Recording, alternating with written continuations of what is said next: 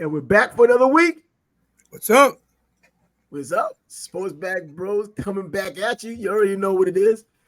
Another weekend of college and pro football. Other sports are going on, but come on. It's completely dominant and dominated by college and pro football. There's hardly baseball, the playoffs are right here. They're coming. And their race is still there. But our team, the Yankees, insane. And the White Sox, your team, they're not in. So what the hell we got to worry about? Let's talk some football. At least they took 2 out of 3 from the Red Sox. Man, and the Red Sox not going either. So I'm just saying. I feel a little better when the Red Sox are going. Anytime the Red Sox don't do well and the Yankees don't do well, I feel a little better. And especially when we're ahead of them in the rankings, so in the standings. But anyway, let's get into what the people come for, and that's the college football, man. This is something Crazy we talked about last week. Good ass games.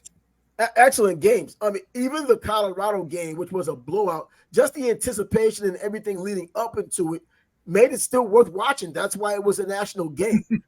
And man, I mean, I saw the writing on the wall with this one because I realized that this was the first premium team that Colorado was playing. I mean, a premium Pac-12 team and elite college football team.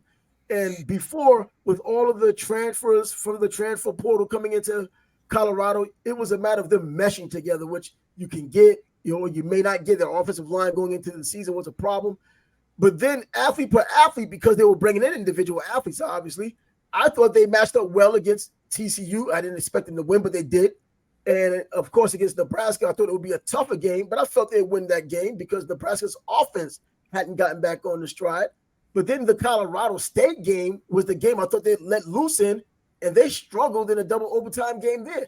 Now they're playing Oregon, a team that has no problem blowing you out. If there's an opportunity, they'll blow you out like Barry Switzer did back in the day with Oklahoma.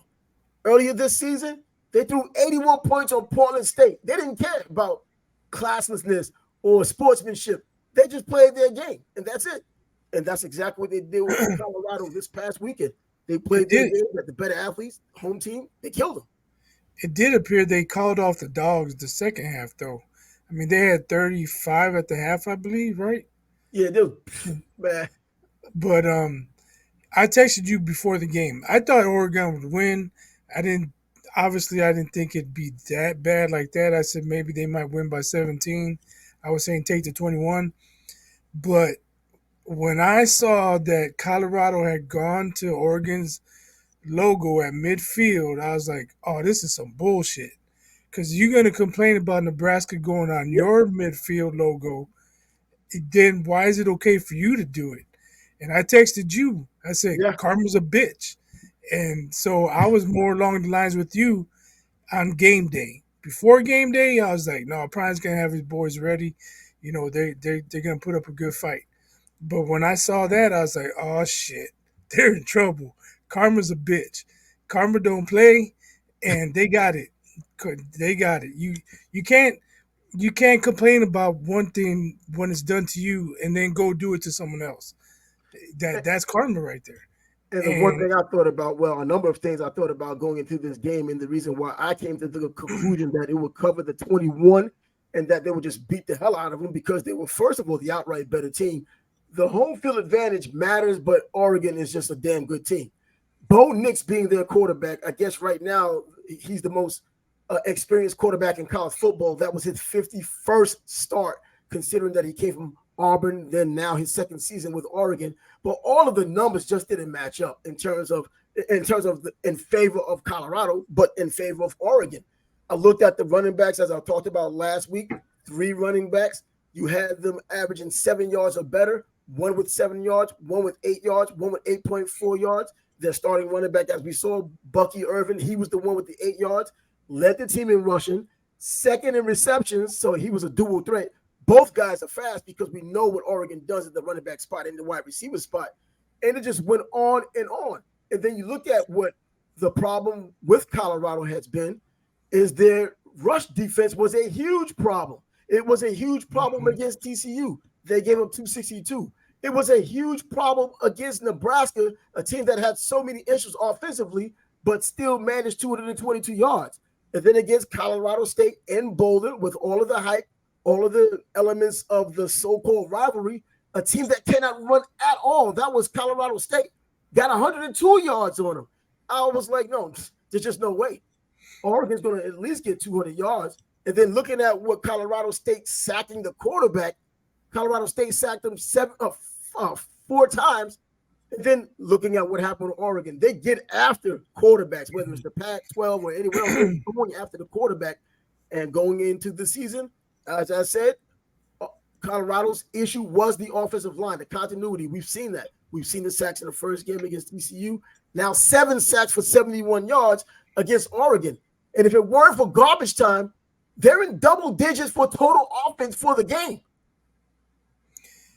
Yeah, they were just totally overmatched, man, in every phase of the game. They even ran a punt fake from their 21-yard line. Ran the powder, man. It wasn't even close. That big old dude, he got the first down and then some. It wasn't even close. They weren't expecting for it. The end zone, man. I didn't get where he was in the field. He was heading for the end zone. He just didn't get there. He didn't have the wheels, but he got them what they needed, and the onslaught was on. I didn't see any way. And then Shador, I said he would take a huge hit with his Heisman aspirations. Not that I don't think he's good. I just don't think he's as good as the hype said. I don't really care about the tribesmen out there who think that you're only saying this thing about him for one reason or another, typically race. No, I've seen him play. The difference between me and a lot of these others who are now watching him and connecting him to Deion as they should, they did not watch him play at Jackson State. They did not watch him lose 2 Celebration Bowls. They did not watch him lose just last December against South Carolina State when he could not figure it out. And then he goes into the Power 5. He plays a couple of teams, and he's like, man, this is no different from HBCU, pretty much what he says. And then now you get a real team out there. You see what it's really all about speed-wise and scheme-wise. There's not much you can say right now. He's out of the Heisman race, and he did not look like a Heisman Trophy candidate. He could not read from left to right the same way he did not do it against TCU in the beginning of the season, which led to his 4 sacks. This led to 7 sacks. He never got comfortable. He could not read the defenses, even the most basic. But when garbage time came, he was picking and plotting and made his numbers look better. But God, as a whole, man for man, they had no answers. Man for man, they were not the better team. Oregon by far was the better team. And look for a lot of that again on Saturday against USC. Yeah, that's the tough thing about this woodshed ass whooping they took. That's what you said, man. They might have another one coming up Saturday. If they thought Bo Nix was a problem, I mean Caleb Williams, he's going to do his thing more than likely too.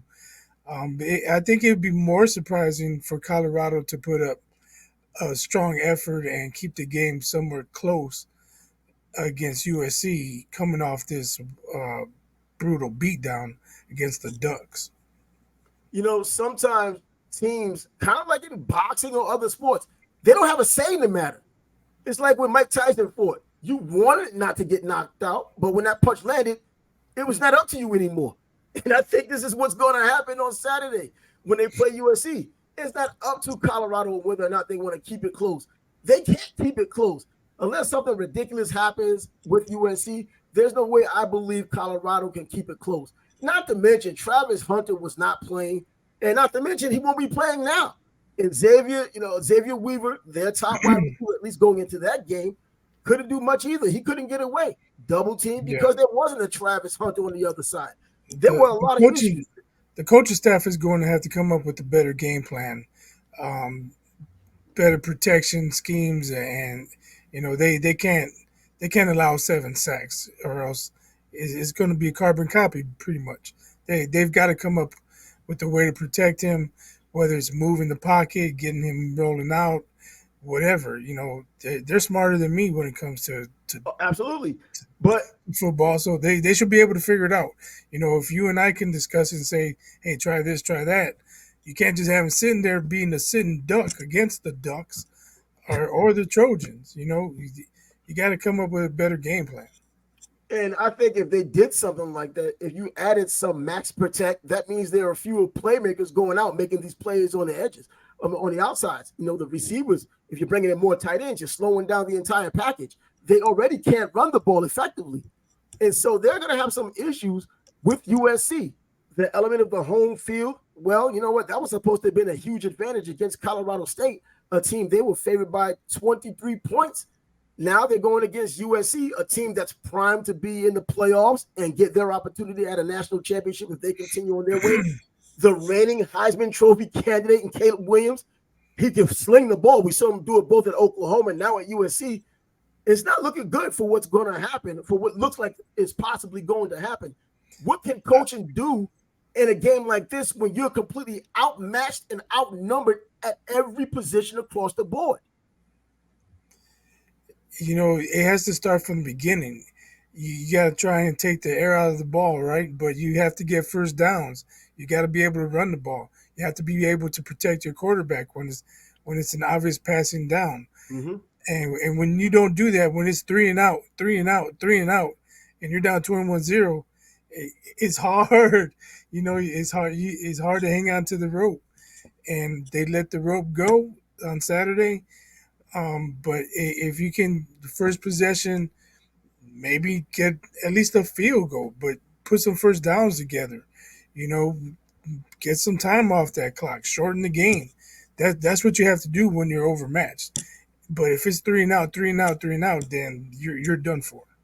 Well, but I want to know. I want to know where's The Rock, where's Warren Sapp, where's Lil Wayne, where's what's his name? They don't go to Oregon. Offsides, whatever the fuck his name is. Where these dudes at now? I just want to know. They keep that same energy, man. Don't go into hiding now. No, they're coming to Boulder, man. They go to Boulder. I'm just saying, keep that same energy. Don't go into hiding. But going back to the game plan, in order to move those chains, and if you're going to take the air out of the ball early, you need running backs who can do it. So far, averaging about 2 yards a carry in college, or maybe 3 yards a carry, isn't going to do it. And then now you have a quarterback who has been exposed, going against another top team who's not going to read the defenses, in my opinion, the way he needs to in order to make the plays they're going to need to keep up with someone like a team like USC. I figured it would happen against Oregon. Completely correct on that. And now it's going to happen against USC. He can make a liar of me, but I think I've seen enough of Shador over the past couple of years. Now this season, because even with the 510 yards, when there was some people was like, man, he had 510 yards. What are you saying? Look at how he went about those yards. Dump passes to great athletes that were making plays against a TCU team who returned fewer than 19% of their production from the previous year. It wasn't even the same team. Now we're seeing, now that the talk is getting going, well, what's going on? He's not getting it done. It's up to him. The hype comes with you. You got to take the ridicule and some of the blame when things don't go your way. And I don't think they're going to go their way this Saturday as well against USC. But once again, it's not look at this. This is not an indictment on whether Deion Sanders is a good coach or not. I think he's a good coach. He hasn't been around long enough to be a great coach. He communicates. That's huge in college football because the players come to you. It was week 4 of his first year at Colorado. You know what? You can't judge his work yet. Let him get another recruiting class. Let's see what happens next year. I'm sure they'll be better next year. Yeah. And the concern is with his toes and his health. Hopefully he's able to be there. And I mean, if he continues on the path they're on, Colorado is going to be a problem for anybody in 3 or 4 years. And they will. Maybe even next year with this transfer portal, it can change your life in a matter of one season. But when you look at what Deion's done you get some stud linemen on both sides of the ball. He needs a few. It could be a game changer. But I tell you what he's doing right now, he's already tripled their win total from the previous season. His job pretty much is done, but of course it's not done. I'm saying just improving on last year's team, he's already done that. Besides, this isn't even last year's team. Secondly, the people who are now waiting so long to say this to him had to wait 4 games deep in order to do it. They were hoping to do it after the TCU game. See, I told you, you just had a big mouth, this and that. It didn't happen. Against Nebraska, the hopes and wishes were still out there. See, Nebraska's going to show you. Didn't happen. Colorado State, he was expected to win, but they were glad that it went into double overtime, and they will probably be happy, hoping that Colorado State pulled it off. They didn't. Now they finally get to put all of it together right now, and they did it, or they got it from Oregon. And by the way, Coach Lanning from Oregon, remember before the season started, he and Dion had a few words, and it was all about leaving the conference. When the Buffaloes were going back to the Big 12, Lanning had something to say about it. And then, like the very next week, the Oregon said, "Well, we're going to the Big 10," and Dion just quipped, "Hey, yeah, look, you spoke too soon." So you knew there was something going on there. And not only that, he's a new coach to the industry. All of these other coaches, they're only human. They don't like the attention he's getting, because not only is he getting all of this attention, he's getting the recruits who are watching almost every platform, even 60 Minutes. So you're talking about someone who's getting all of this free pub that they're not getting. They feel that. They can act like they don't care. But we heard what Coach Lanning had to say before the game, the day of the game. We're playing for wins. They're playing for clicks. Everything he wanted to say during the week, but he didn't want to add fire to it, which I don't believe would have mattered. He could have said the same thing, and Dion and the team could have said, "Oh, they made it personal." It wouldn't have mattered. The better team was just too good that damn day. They were going to blast them. Well, they did make it personal. Oregon took it personally. Oregon destroyed them, and there's nothing more to be said. And even Dion says himself, "We took a good old-fashioned butt kicking." Yeah, and to his credit, he didn't come out there like he won. I'm I don't know. I can't say he won graciously. I can't say he didn't win graciously. He's just prime. That's it. That's his thing. But he won with dignity. I mean, he lost with dignity. He wasn't complaining. Oh, they did this, or the fans were saying that. You hear a lot of that from coaches when they get taken out back. Mm-hmm. And to his credit, Dion, he just said, "Hey, we gotta be better. I sucked. My team sucked. My coaches sucked. We gotta be better." Now, looking at Dion and listening to what he's been saying since he's come on the set, at least on the Division I level, he comes across as being, he's not, damn, I don't know how to put it. It wasn't like he was ostentatious. It wasn't like he was just saying a whole bunch of nonsense. He was just saying what a lot of coaches want to say, they just don't say. It wasn't like he said we were going to go undefeated this year, we're going to beat everybody up. He didn't say anything like that. So what is this deal about him getting humbled? He just did a lot of responding off of what people were saying a lot of the time. So now, when he loses, he got humbled. How did he get humbled? He just said, "Hey, you screwed up," or "You made it personal." And this was after, and he got wins because of it. He didn't say anything rhetoric-wise as far as "you made it personal," or "this is the reason why we're going to beat Oregon." He just went into that game, lost the game, and he was grateful when he lost. So I don't know why people think he's been humbled for something that they just created in their heads that he's saying that's making him seem like one of these people who just says a lot of whatever. He's vocal, but I don't think he's disrespectful while being vocal. It's just because he likes to shine, man. And it's not like he was complaining, "Oh, we should be ranked higher than 18. We're a top 10 team." If he's saying that and saying, "Oh, we're going to go in there, we're going to win by 20," then he's getting humble pie. But he's not saying things like that. He's just talking about what he's doing with his kids, Yep. the direction the program is going, but it's just because he's prime and how he comes across and it's his swagger, it's his confidence. People take it differently than just he's confident. I think people are still looking at prime with the Jerry curl. When they see him today, they still thinking about old Deion Sanders, who was that kind of guy. Very vocal, very vociferous. He was that kind of guy years ago. He hasn't been that type of guy right now. He says things, and what he says is a lot of times true, and it rubs people the wrong way. But he's not just saying a bunch of things that are degrading. He's not saying anything that's degrading. And in my opinion, I haven't heard him say anything disrespectful at all. And he holds his own players accountable for when they do say stupid things or do dumb things. He lets them know, even his own son. Yeah, I agree. He's doing things the right way. It's just it's his confidence and swagger that irks people. Well, you know what? They're gonna have to deal with it, and he's gonna take his losses. He's lost before. I mean, he lost when he had a bunch of talent at Jackson State in the SWAC and even in the Celebration Bowl, and he's lived with it. He's moved on. He's in another chapter now. We'll see how he continues. Right now, I think I started last week saying the 2-game losing streak is starting. Oregon already had done the honors. I think USC comes to Boulder and does a lot of the same. If he pulls it off, hey, He's back in the good graces. Pac-12 teams fell out of the rankings, and a lot of it was friendly fire, losing to other Pac-12 teams. So Oregon State fell out, I believe, and I think that obviously Dion had fallen out. So now, with that being said, more college football had happened. The Ohio State Notre Dame game, the game I believe was the biggest game of the day. Not only me, I think it was, and it was a hell of a freaking game. What's It going was a on great here? The game. way it ended. I gotta wonder what's going on that defensive side of the ball for Notre Dame. How do you only have 10 players on the field with the game on the line? Well, Coach I Freeman don't know that. took Huh? blame. Coach Freeman took blame. Bro, the game is over. And luckily, he still has an opportunity to get into the playoffs later on this season. But man, that was a golden opportunity. And by the way, I didn't think that Ohio State was going to be good this season, as good. This team is for real. McCord picked it up when he had to on the road. Hey, it wasn't Marvin Harrison Jr., even though he did make plays.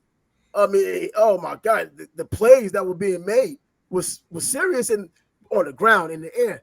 They were poised. The offensive lines of both teams were doing well. And it came Yeah, down I to think the battle biggest between.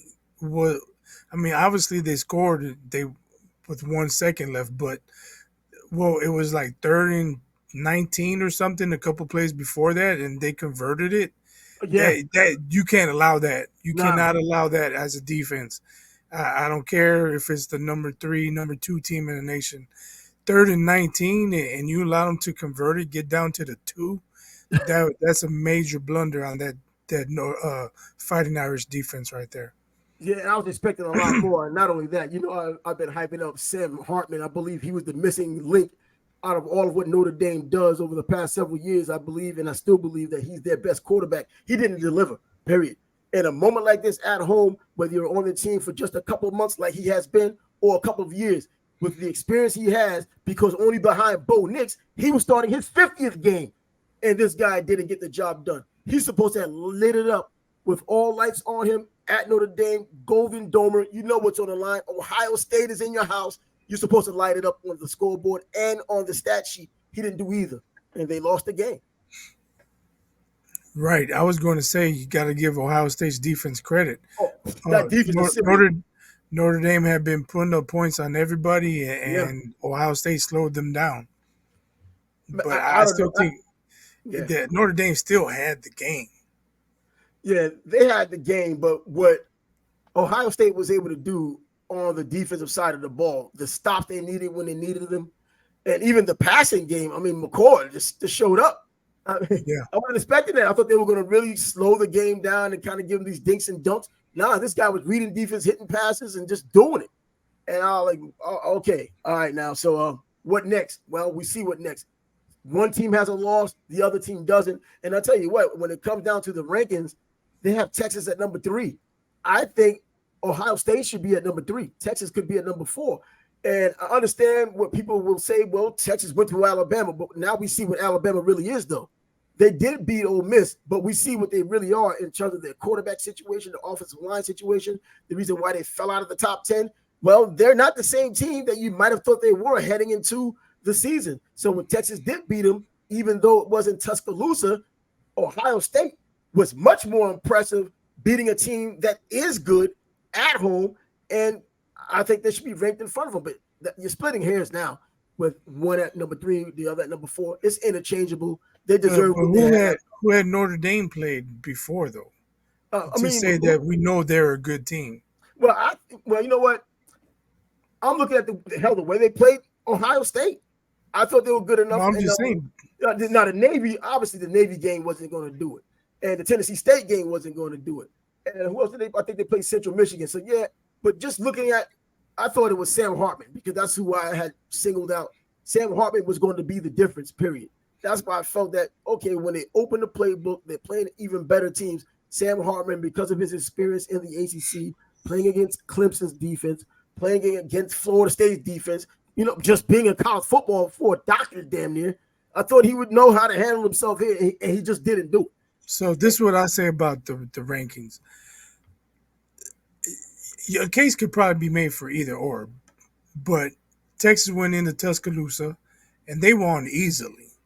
Ohio State they had to win at the basically at the gun, the last second. And that's true. So, and then you can say, well, Alabama, maybe they're not that good after all. But I can say, how do we know about Notre Dame? Well, the most So, important it doesn't matter. 3, 4, 5. Come on. It's still too early. Who cares what the rankings are? October is when it really matters, when they start really voting on it. But I was just looking at it from the most important position on the field, which is the quarterback position. I thought Notre Dame was much better at their quarterback situation than, of course, Alabama, when their three quarterbacks can't even throw the ball on the broadside of a barn. Even though Moreau did get the win against Ole Miss, he still was pretty average. He was still just another running quarterback. But they're good enough because they've done enough recruiting over the years to be able to beat Ole Miss in Tuscaloosa, and it's an SEC game. You know, you would like to believe they would get up for Texas, and they did. They just didn't have the quarterbacks to do it. You put Sam Hartman on that Alabama team, they're undefeated right now, but that's not the case. I think with Notre Dame, him being their best player, best quarterback option, and probably their best player because he's the quarterback with that kind of experience. That's why I had them as the better team than Texas. But yeah, splitting hairs, fourth place, third place, doesn't matter. They'll all have to play it out. Georgia's still number one, holding serve because they deserve that benefit of the doubt, being the two-time defending champ, even though a number of their players are no longer on the team because they're doing the reloading, not the rebuilding thing, because they got their team up to that status. Michigan, initially last week I said Michigan could be a number one team. JJ McCarthy not playing exactly great, but we just kind of forgot, or did we not forget that Jim Harbaugh just came back for this Rutgers game? It matters. It doesn't matter to have your coach there. So hey, let's see, and they put the screws to an undefeated Rutgers team. And so let's see how this moves on with this Michigan as Harbaugh's back, the offensive coordinator's been back, and see how this moves forward. But man, it's a tough, and not to take anything away from Texas. I mean, they did beat Baylor, and I was expecting a much closer game, but that is in the state of Texas. So you have that element of a rivalry and that supremacy that Texas does have over other Texas teams. Yeah, Texas, they're going to be riding that victory in Tuscaloosa for a while. Um, their big showdown is going to be with Oklahoma later. Hopefully, they don't have no hiccups. I mean, for their case anyway. Well, when the ratings start coming out and they start doing the real voting in October, where Alabama is at that point is going to go into how well Texas is going to line up. Because if they end up as a number 17 team after another loss, wow, now you beat a number 17 team instead of a number 3 team when you beat them. Right. And that could be an issue. I don't think Bama's going to lose, but with that quarterbacking situation, God, man. Once they tell I mean, watching, I was at the bar with my friends, and so they had 4 or 5 games on, and watching that game at a distance. If Ole Miss could make a play here, make a play there, I mean, that's a close game, man. Because Moreau is still Moreau, and I don't believe he's a good quarterback. I think he's another running back throwing the ball, and he's been that way since last year. He has not made much improvement this year. It just happens to be he's better than the other two who are just putrid, at least the time they've gotten an opportunity to get in. I give Ty Stimson somewhat of a pass only because he's so young and doesn't have any experience. But Tyler Buckner, who had the experience at Notre Dame, who was in the Gator Bowl and got the MVP last December, I expected more from him. And pretty much didn't expect anything from Moreau. Guess what? I'm getting both. Neither one are doing anything. They're just that good to win against those teams because of all the great recruiting. Yeah, so there's a whole lot more to look forward to with them. But and let's not forget, Washington is out there.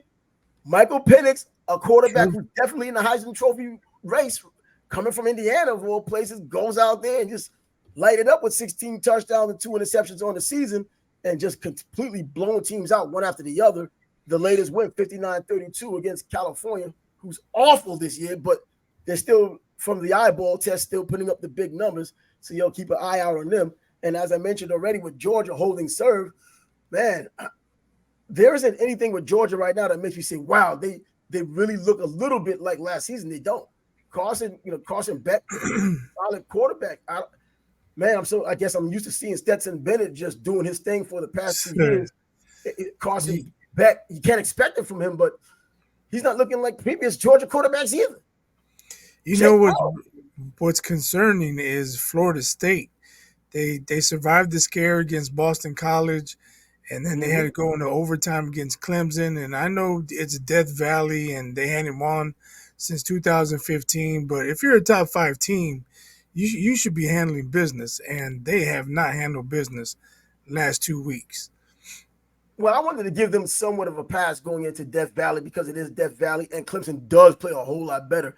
This Dabo Swinney coached Clemson team, they have a lot of talent on that team, offensively, defensively. They're a talented team, and for Florida State to come in there, a place they've had problems with for quite some time, and to win the way they did, and looking at Jordan Travis as injured as he's been, and bloody, arm hurting, and he still sticks in it and stays in it and plays. And I'm not even going to talk about his NFL aspirations because that has no place here. They're playing college ball. But I think, that was a big win. In fact, I was surprised they even dropped from having a tough game against Clemson. I thought Clemson still had enough standing to where you could beat them there, and it still would matter to where you could at least stay at your same rank and not drop. But I guess that loss to Duke really matters in the grand scheme of things. They still can't get that sour taste out of their mouth. They lost to Duke, so I don't care what they win, how they win. They better, if you struggle with them, you're just as bad. Yeah, Duke's top 20 now. I don't Exactly. know. I don't know how long that'll last, but that's kind of weird to see them in the top 24. Well, the David Cutcliffe days and even Spurrier Oh, before that, they've had those big time days, big time games in the past, or at least for their standards. Everybody's still looking forward to March Madness at this point in the year when it comes to Duke. But yeah, Duke is in the top 20. And I think that Florida State should not have dropped just because they struggled a little bit against a Clemson team that's good. Now, Dabo Swinney, someone we've spoken about in the past, when it comes down to him not using the transfer portal, he wants to be such a traditionalist that he's like, no, I'm loyal to my guys. I don't have to go out there and shop. Bro, go shopping. Walmart's open 24/7. Go to the transfer portal. The big dogs are doing it. Nick Saban's hey, dipping in there. Kirby Smart he hasn't gone he there a needs lot. to hit. He needs to hit on every recruit. Then he can't Everything, miss on any. So man. good luck to him. For real, he needs that luck because uh, the faithful at Clemson are getting upset. I know there are people thinking that he may go to Alabama if Nick Saban retires. I don't know, man. These AFAC commercials making me think that Sanders might end up over there. O'Brien might end up over there if he keeps it up. But But yeah, but if he Florida is he State. gonna go over there with the same attitude? I'm not going to use the transfer portal. He's No, nah. He'll change. He'll have to change because by then he just he'll can't. be he'll be getting Thousands of taken kids are out going back. into the He'll portal. be You got to getting jump. taken out back every couple of weeks in the SEC, Yeah, that's what and will he happen. wouldn't last. No, it wouldn't. He wouldn't last. He's an old SEC guy, but look, man, he'll change. He'll have to put that pride and ego to the side. Do what's best for your team and the fans because they will get you out of there. This isn't the NFL. Boosters can get you out. It doesn't matter what the heck you've done it. If you haven't done it lately, boosters can get you out. Guys who never played it down before can get you out of there. So Dabo, get on Right. with the program. And also staying in the state of Florida, the Gators sneaking around, even though it was just Charlotte.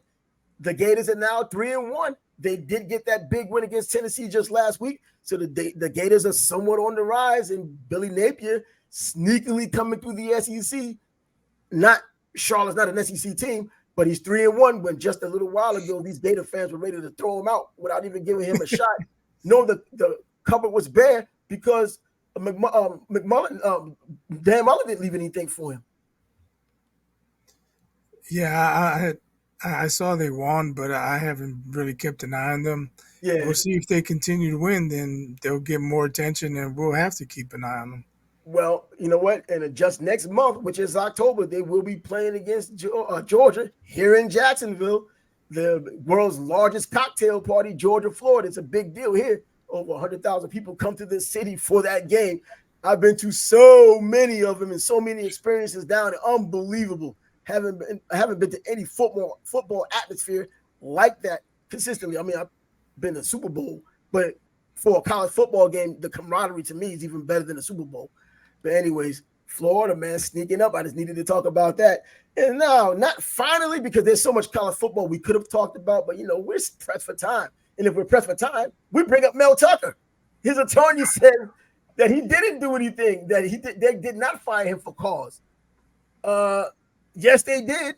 If you just look at him just admitting to what he had done, Isn't that part of morality? And you're married? Well, yeah. So I guess the clause has been triggered. So I don't know. What else do you expect from his lawyer, though? His lawyer, of course, he's gonna come out there and speak on his behalf. That's what lawyers do. Yeah, I'm just wondering how he can even defend it. I'm just wondering. I mean, you look at these defense attorneys who know court-appointed defense attorneys, for that matter. Like, they go into it like, you know what? Let's flip a coin and see if we're going to win or lose. You I know, want to get to the or, NFL though because I mentioned karma's a bitch, and oh, oh, you already know. who got the karma. Oh, you already know. I was gonna wonder what you was thinking, man. So yo, you started off, man. We go to the NFL now because that was the last thing we was talking about for college football for the day. You already know what it is. 70 points. Bruh, the Man, dude talked the most. I don't think there were 70 points scored in the college game this weekend, and Denver got 70 put on them. Did they force one punt? I don't think so. They had to have scored on every possession. They scored 35 the first half. They scored 35 the second half. Talk about consistency, man. Sean Payton, he talked about how Hackett did the worst coaching job ever. 70. 70, bro. And then he wanted to act like an ass at the press conference. Yo, you take that ass whooping and you stand there and you answer them questions. You don't give the media uh, attitude because you got 70 hung on your ass. Come on, man. Telling the guy, what's the question? What's the question? Man, let him talk and then answer his question. Don't be giving the media a hard time because you lost by After running your 60 mouth points all or summer. Running 50 your mouth all points. summer. Man, look, he talked more crap than what Coach Prime is being accused of talking in the offseason. Coach Prime, I don't think he really talked crap. He just said things he believed. This guy, he was just pointing at coaches and pretty much Yeah, saying, you're not did that he good. even You did a mention? bad job. Did Man, Prime even mention last year's Colorado coach at all? none. No, he didn't. Right. And this clown comes in, and I used to love Sean Payton, man. He was, hell, he's a Parcells guy. Of course, I like the guy. But I mean, not that I dislike him now. I just think he got what he deserved. Here's the scary thing: Waddle didn't even play. You know what? I have a friend of mine who's a huge They could have scored 85, 80, 84, whatever. If We were talking Waddle about that played, yesterday. My friend was like, yo, I was like, Waddle didn't even play. But you look at what happened with that team. I mean, it was just 726 total yards. This reminds me when FMU finally got the death penalty and played Houston. And they put up over 1,000 total yards in one game. I mean, Dolphins were the first team to score 70 since 1966. Unbelievable. And only the fourth team in NFL history to score 70. So that tells you what kind of ass whooping that was yesterday. Take the over. There was come on, 90-point over. I mean, that game you're talking about, I think, when 1966, when you had the Giants play, I think the Washington Redskins, and that game there was 114 points, I believe, scored in that game total. And so you already know that when there was 70 points scored there, 70 plus points scored there. Sean Payton, because of the nonsense he was saying, the chickens have come home to roost. Man, Raheem Mostert, 4 touchdowns total, 3 rushing, 1 reception, and then you look at Akan, Devontae Akan, the running back out of Texas A&M, 4 touchdowns there, over 100 yards rushing. And Tua's out there throwing no-look shovel passes. It was like they were like the Washington Generals yesterday. They needed a Statue of Liberty play there. And then you look at I'm looking at Tua's numbers, and I'm saying, all right, Tua's going to get another Offensive Player of the Year. If you look at all these other guys, he's third place. He's pretty much third place. I mean, it's crazy to think they had 726 yards. I thought Tua threw for 450. I think he only threw for 306 or 309. Yeah. I mean, that's still a great game. 4 touchdowns, no picks. Yeah, I thought he definitely went over 4, but he just went a little bit over 3. So man, that just tells you that defensive line was they must have been getting pancake bogarted. I don't know, because there was only 1 sack. Bro, come on. No, I'm saying the Dolphins running the ball. Oh, the Dolphins just flattened them down, man. I mean, yeah. Everybody had welcome mat. Welcome to the NFL, whatever they had on their mat. They just destroyed them. That obviously was a huge game. And I mean, what more can you say about that? Bro, this might be one of the first times you have three players getting offensive player of the week, and they're all from one team. Yeah, and then you think about this: if anybody deserves to get hated on, it's Sean Payton. They had the bounties back in the day, and yeah, he got Yeah, his one Super Bowl, but I mean, bounties? yeah, Come that on, was the Greg man. Williams It's game. a Greg Williams, sport, right? huh? That was Greg Williams with the bounties. Yeah, it was Yeah, his team. yeah, exactly. And then So also, the you bounty can't went. tell me he didn't know what was going on. Oh, It come it on, was man. not done without his knowledge. So Man, yeah, this you is know all what? about He winning. he gets the birds. Where's the camera right there? Sean Payton gets the birds. He should have been in the crosshairs today. He deserved it. That's somebody who legitimately deserved to be in the crosshairs. After that nonsense he ran his mouth about in the offseason and to lay an egg like this, and Russell Wilson, man, he put up a bunch of yards. So what? He's not But winning. you know what's crazy? They're favored over the Bears next week, though. See, that's a They're story 3 point for a favorites. little That's how later. bad the Bears are. Man, I don't know what to say about the Bears, so we better just save it for when we get to the Bears because, man, that's I don't know what's going on with this team. I understand now. We talked about what's going on with the team. There's a lot of disarray within the organization. Your defensive coordinator leaving, and and the quarterback situation and the wide receivers not on the same page, or at least not with consistency. Now the offensive line can't block. I don't know, or were they blocking in the beginning? I just don't know. I thought Yannick Ngakoue would be somebody that could get some pressure on the quarterback. He was on a milk carton yesterday. I mean, and that was the national game. So yeah, we'll Yeah, I get don't know around to who those. made that decision. Like they couldn't see that it was not going to ever be close. The game was over before it started. And so how about those Colts, man? Beating Baltimore, the team I picked for the AFC to represent in the Super Bowl, along with the 49ers on the NFC side. They lose in Baltimore to Gardner Minshew, who I give a lot of credit to. I think he's one of the best backups, period. And I don't mean just his overall playing, his willingness to help young players. Because we've heard players in the past say nonsense when it came down to trying to mentor young players when they felt they still had something left themselves. I remember the nonsense Joe Flacco said about Zach Wilson when he came to the Jets. Oh, you're going to help Zach Wilson up? No, I'm here to play. Bro, who says that, man? He's a selfish little prick. And that's why he's not in the NFL. But Gardner Minshew, you could see him on the sideline with Richardson when he was healthy, going through the plays when he was out there his first game and everything. Now they go out there without Richardson. Gardner Minshew can win games. He won this game in Baltimore. And then Lamar Jackson's back to being Lamar Jackson. Where's the safety? I don't freaking know. Let me just throw these little 3-yard dumps and see if I can get a win that way. Yeah, well, I watched that game, and credit to the coach. They kept it close. They won the game. Their kicker was badass. He made 4 50 yarders, 50 plus Yeah. yarders. Mm-hmm. He did what he had to do. But there was a face mask right in front of the referee. No flag was thrown. Should have been an automatic first down. Instead, the Ravens had to punt, give the ball back to the Colts, and then in overtime on fourth down, I thought they should have punted anyway, but I can see why he went for it. Harbaugh wanted to win. I think maybe there was 3 minutes left on the clock. He's like, "Yo, if we punt it, we may not get the ball back. There won't be enough time to score, so let's go for it." I think it was like 4th and 4, and right in the middle of the field, the wide receiver was grabbed, turned, tackled, no pass interference. I'm like, that's got to be pass interference. It was right in the middle of the field. I mean, at least two referees had to have You seen it. freaking refs. No, nope. They're like, nope. Sorry, Baltimore. First down, going the other way.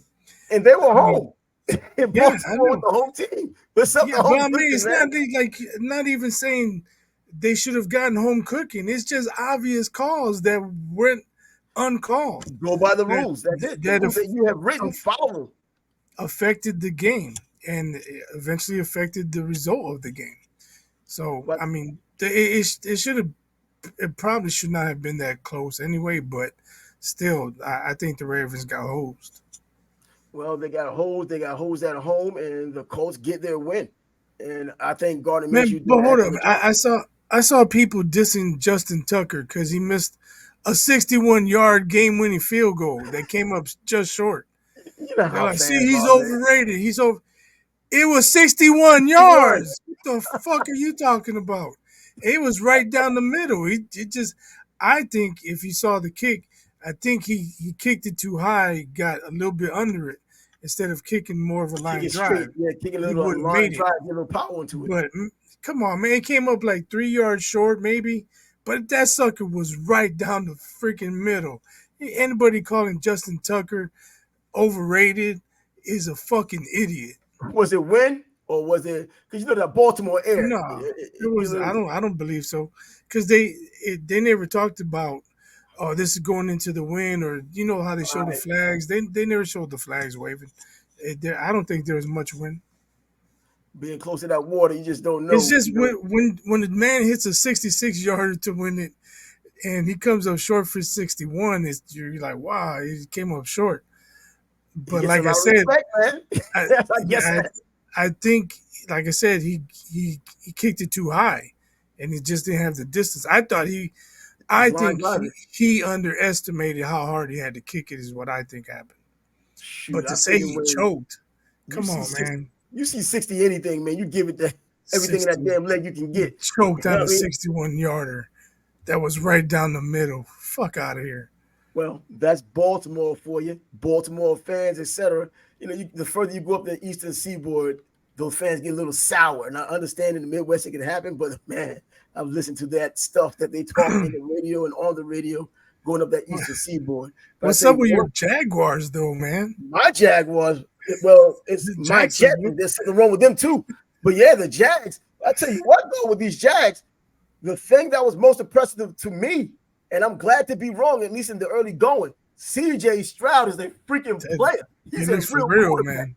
It That looks like he's dude, for real. that dude's legit. I mean, going into the season, of course, I was like, oh, damn. You know, you look at his numbers at Ohio State, there's no reason to think he can't do well in the NFL, but we've seen these Ohio State quarterbacks in the past. This dude was reading defenses left and right when he had time, when he didn't have time, pinpoint passes. He's going to make his mistakes, but this guy was making those plays. He looked great. Now, right there, I was like, you know what? This dude's legit. I wish I didn't say anything about it, but you know what? I'd rather be wrong under these circumstances. CJ Stroud can play some damn football. He's not going to play like this all the time because he's a rookie. He's not supposed to.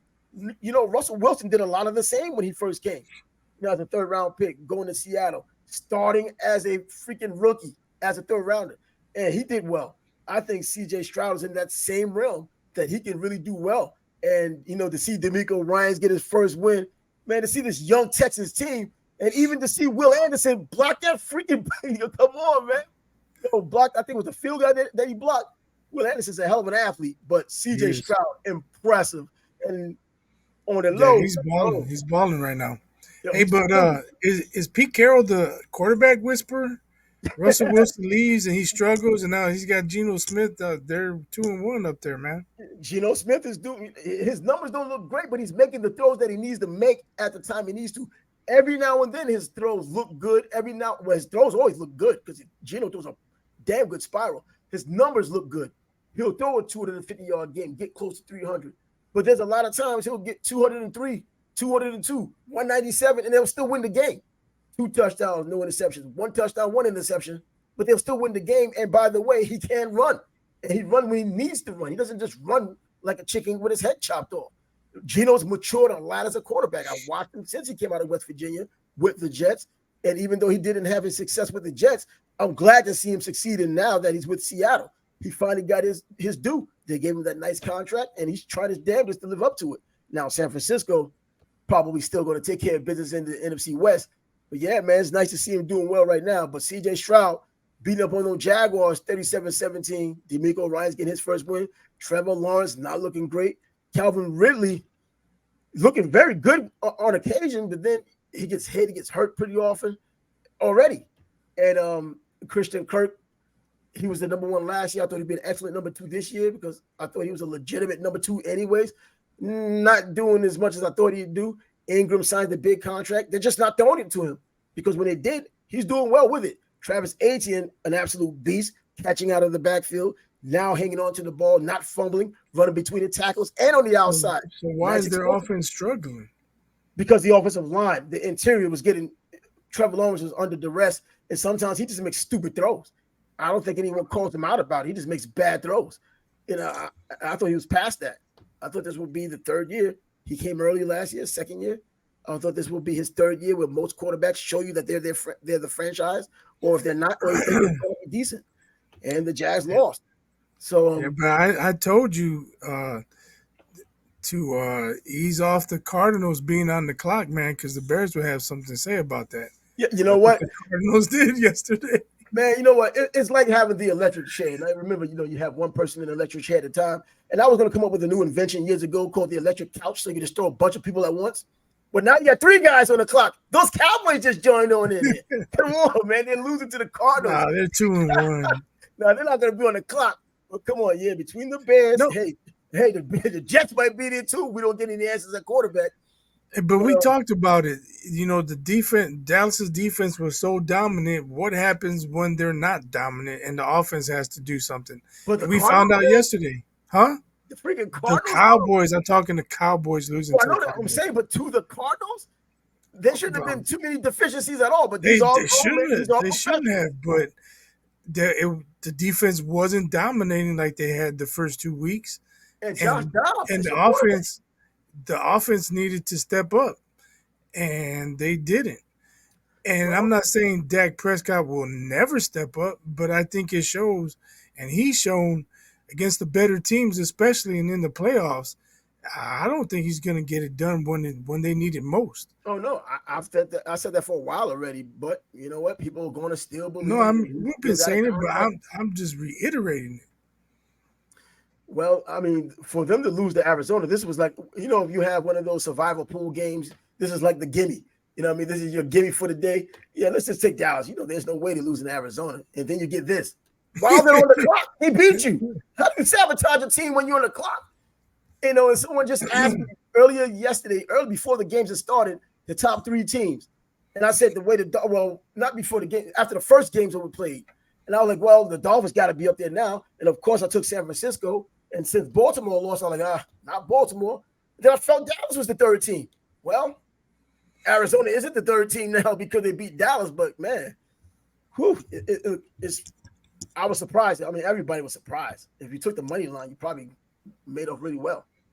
Yeah. And I think they got the 49ers in a couple of weeks. Who, Dallas? Yeah. Yeah, we'll get a chance to see how that works out, because I think these 49ers, man, even though the Giants did give them somewhat of a problem in the early going, man, the 49ers defense is exactly what we were talking about before the season started. Those same names we were talking about, whether it was Javon Hargraves or Nick Bosa, Eric Armstead hasn't gotten a chance to get it going like we expect, but it's just a matter of time. And it's like waves. They keep coming. And then offensively, speaks for itself. Christian McCaffrey still just keeps on doing it. Deebo Samuel's now warming up. It's a pain in the ass in San Francisco. And if you play them, you're going to have 1-2. So that's what's going on. And now we get down to the That's Chiefs. why I picked them go to the Super Bowl. Yeah, I picked them. Yeah, we picked them for that reason. But damn, I think it would play out so quickly. I thought the body of work would be the reason why. But yeah, but my Baltimore team, my Baltimore pick, man, you got to reread. You got to look at them though. They got guys dropping left and right, man. The injuries have hit them hard. Who? Baltimore? Baltimore. Oh yeah, of course.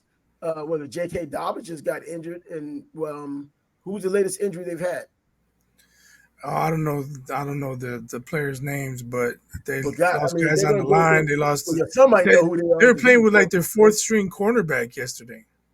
See, God, I think you might want to pump the brakes on Minshew. I mean, he didn't play poorly. I don't think he played great. He did enough. But that's what he gives you, though. He's not going to play great. He's going to be a savvy guy. He's going to be a Doug Flutie kind of player. I'm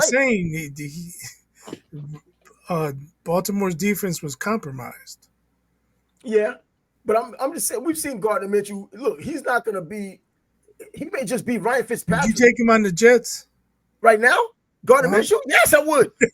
I watched him play here in Jacksonville. I was the one who said he should not have made the team when he came out of Washington State. He looked terrible in the preseason. When they kept him, I was like, what the hell are you thinking about? He turned out to be a pretty damn good player. A pretty good player for what they had at the time. And so, yes, I've always been there. And of course, he has that little cult following with the mustache and deal. But he seems to be a genuinely nice guy, a genuinely giving guy, like helping out Richardson on the sidelines. I mean, a lot of players don't really think like that these days. Their egos are outrageous, but he's been one of these guys to embrace being a backup and knowing when it's time to get called, just go out there and play. He's not going to hold a grudge, believing he should be out there instead of the guy you have out there.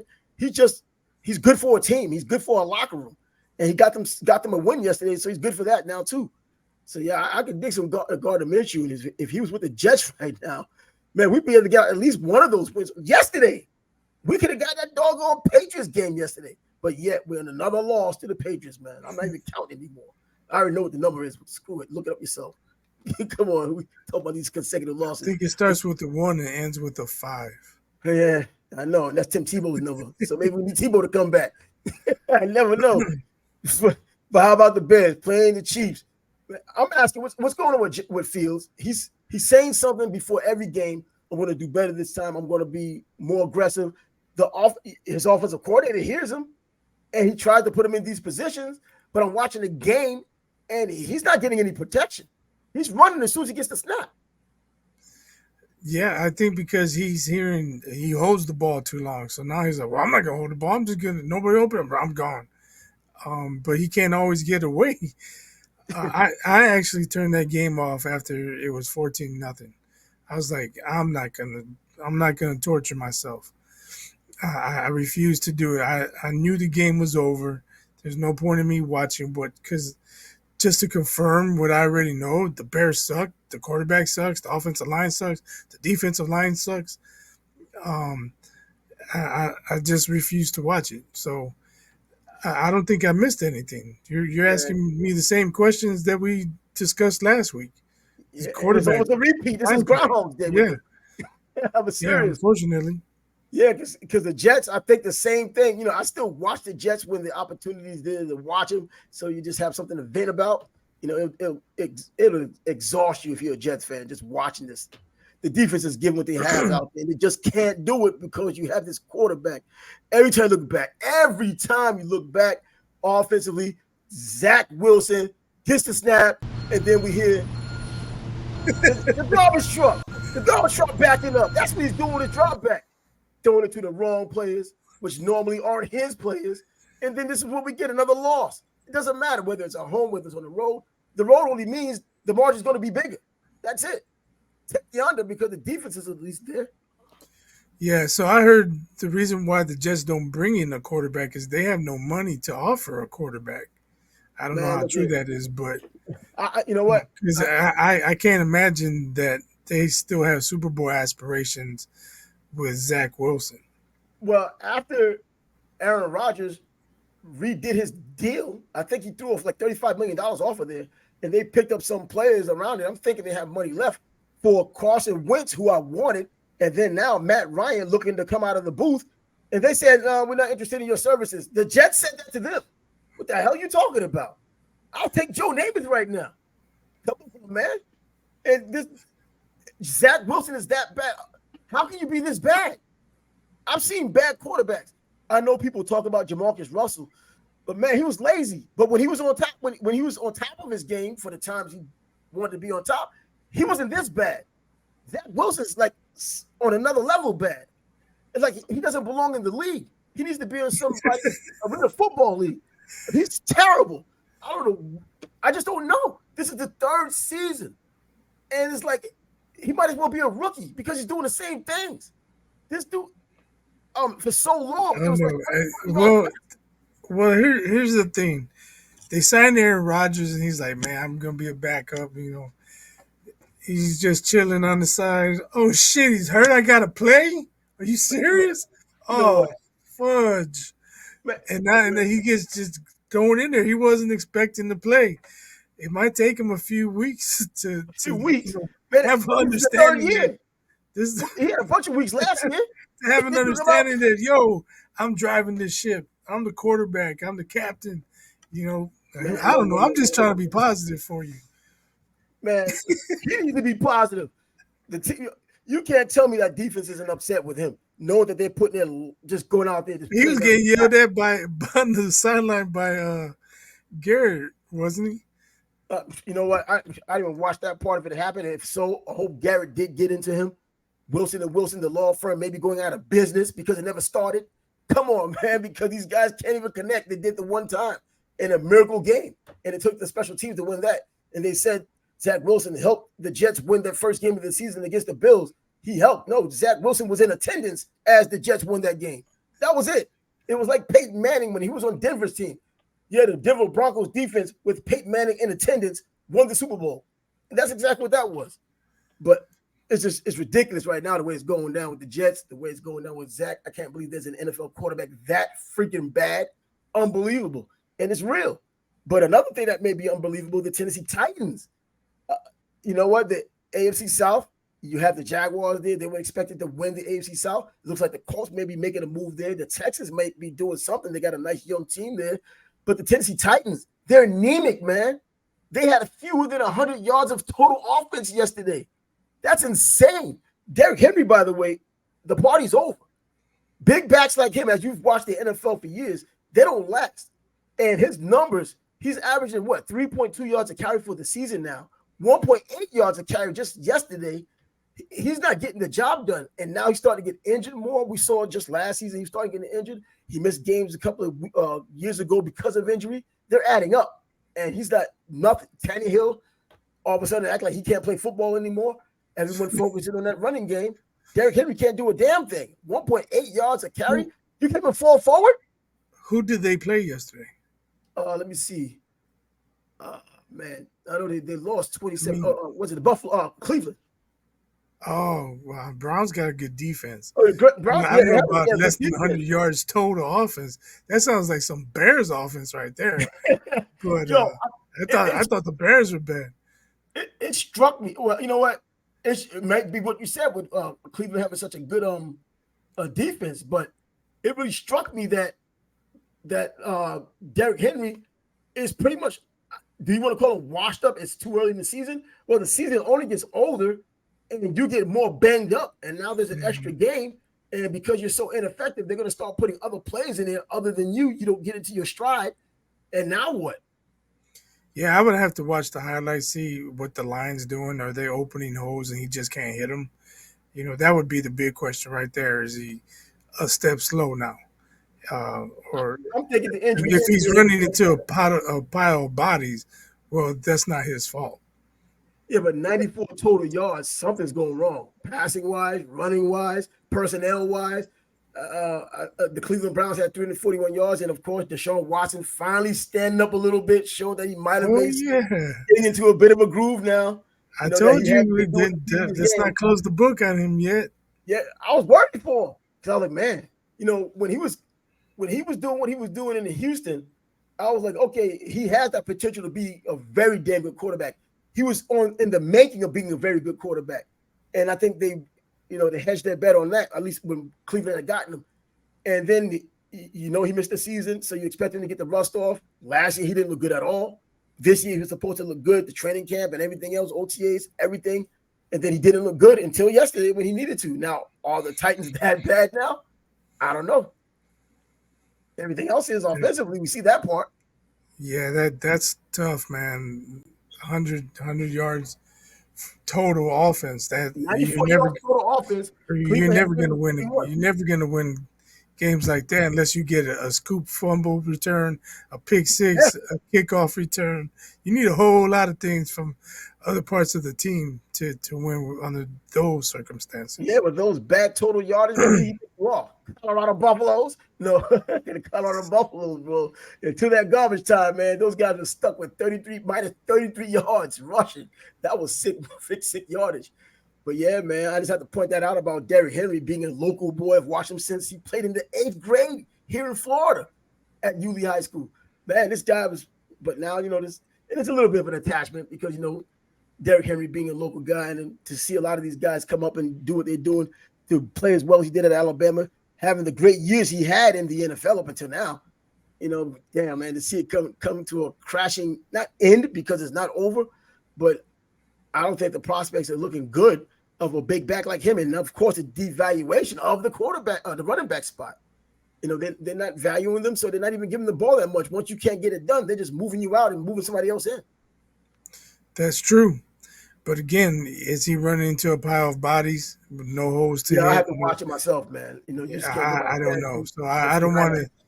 I don't want to throw shade his way without knowing exactly what's going on. Yeah, and you just can't just see a highlight film because the highlights is just going to show him getting either caught from behind or caught behind the line of scrimmage or running into that wall you're talking about. But yeah, finally, Getting this hit in the backfield. hitting the backfield exactly, and because he's a big dude, so it always had taken him some time to get up to speed before he was effective. If you catch him laterally, you typically can get to him because of that speed. The reason why he went in the second round of the draft because that was a big sticking point for teams. He didn't hit the hole fast enough because he's such a big dude. But once he gets going, he's going. But now you got an older dude trying to get going, and it's not going. He's getting these 1.8 yards a carry. Tells you a lot. And finally, the Saints blow a 17-0 lead to have the Green Bay Packers and Lambeau score 18 points in one quarter and beat them. Jordan Love wasn't looking good until Jordan Love was on the receiving end of a win in which he happened to be the quarterback. Yeah, your boy Jameis Winston got his shot and didn't do much. No. Probably he did less than much, nothing. He Well, was spotted a 17-point lead, and they ended up with 17 points. he was It's rusty. unfortunate David Carr got injured, but kudos to Jordan Love. 18 points in the fourth quarter. They got it done. But Yeah. you've been talking of Jameis. He got his shot. I For the texted Jets, you. though. For the Jets. Not for the Saints. I don't know. I thought James should do something in there, but nah. I was looking at the numbers constantly, and he wasn't getting it done. I was like, come on, man. These numbers got to change. Let's But refresh. you know what though, they did get close enough for the kicker to kick the game-winning field goal, or at least the And goal. they did, and he blew it. And He absolutely he blew shanked it. So it. who David Carr was knows? looking nice until David Carr got hurt, though. Something to build Derek on. Carr. I keep saying David. But Derek Carr looked good Yeah, until he got hurt. he was Now, finally having a good game, and then he got finally. slammed to the turf. Yep, That's and he has that unfortunate. AC joint going on now, so we got some issues there with him. But Jordan Love completing just 50% of his passes, but guess what? He's still in the winning end of another win. He's doing it by the skin of his teeth, but at the same time, he's getting that valuable experience as he's still winning some of these games. If not now, most of them, especially in that kind of a fashion. In Lambeau, the ghost of Lambeau was there for him this time. But of course, he's going to get worse for him. But that's what you expect, kind of like a rookie year. Even though he's been in the league now, this is his third season. It's still like Yeah, a but rookie year for him. what's up with the Vikings? They're 0-3. Kirk Cousins told you all garbage numbers. He You pushed these did, you numbers up. did. It doesn't matter. He wondered why they're not giving him that extension he's looking for. Well, they're waiting and seeing. And they're now seeing that you're one of the teams that haven't gotten a win so far. There's been quite a few of them, especially in the NFC. And Detroit, Yeah, what's going on with them? These guys are winning. And you had a battle between our they rookies lost of the last year. week. Yeah, they lost last week.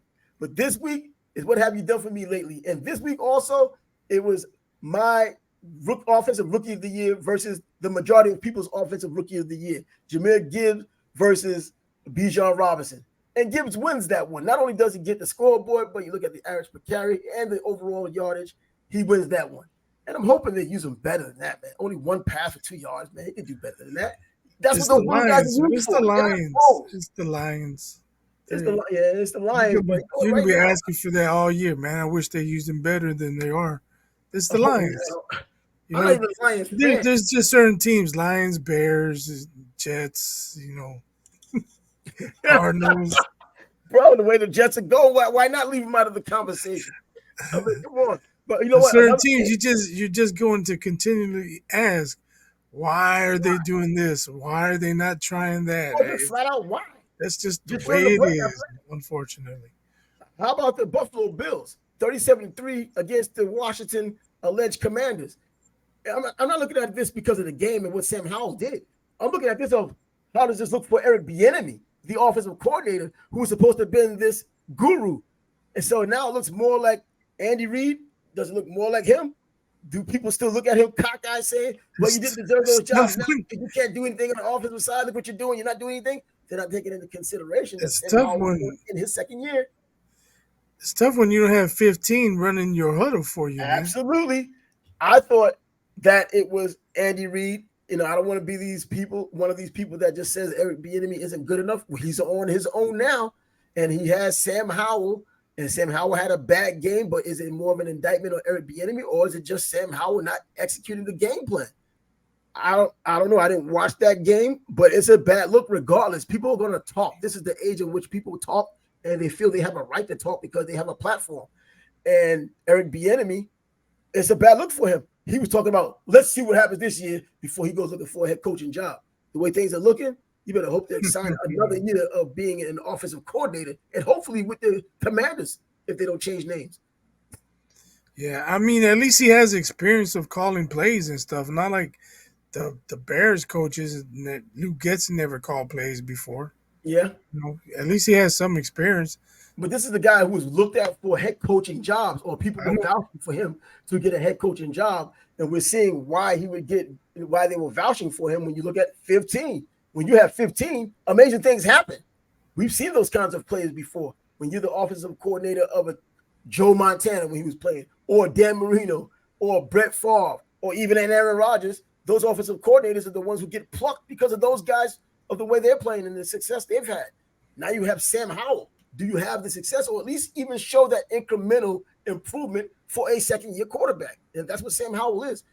I mean, he has a whole season to continue getting improving and offensively showing how well he could run an offense by himself without Andy Reid looking over his shoulder. Eric Bieniemy, that is. Yeah, he's got to step up his game, right? But were we really expecting much from the Commanders? You know what? With Eric Bieniemy, I was hoping for more from the Commanders offensively because it made him look like, okay, different. He hears the stuff that we hear. You know what I mean? I was hoping for more from Justin Fields and the Bears. Some things just can't happen. They trade for DJ Moore. We got a weapon now. They drafted a lineman, and the line should be better. But I don't know. I don't mean to keep going back on the Bears. It's just frustrating, man. You would think if you're in the rebuild, the best way to build your team is with the offensive line and the defensive line. You can have the best cornerback in the league, the best safety in the league, but if they have to cover for 5 seconds, they're not going to look like the best corner and safety in the league. But if you got some badass linemen causing havoc and creating chaos in the backfield, everybody else is going to look better. And I don't think that I'm saying anything that is so profound or it's not rocket science. 101. Right, it's not rocket science.